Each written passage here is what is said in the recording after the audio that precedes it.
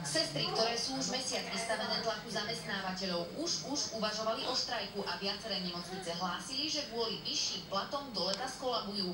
Ministerka zdravotníctva ich uchlácholila v poslednej chvíli na piatkovom sneme sestier v Poprade, keď im slúbila 50 miliónovú injekciu. Poisťovne v rámci svojich zmluvných vzťahov tieto spravodlivo rozdelia medzi všetky segmenty poskytovania zdravotnej starostlivosti. Zvolenská hľadala spôsob, ako peniaze z rezervy posunúť cez poisťovne na účty cez plnej výške.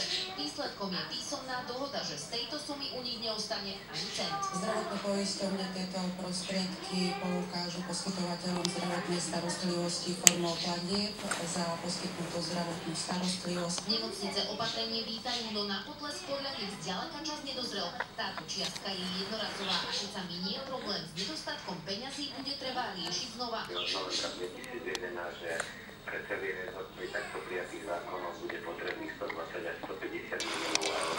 Zvolenská ale trvá na tom, že situáciu má pod kontrolou. Jej dlhodobá stratégia stojí na dvoch hlavných zákonoch, ktoré podľa nej do rezortu prinesú viac peňazí. Na jeseň chce odpáliť reformu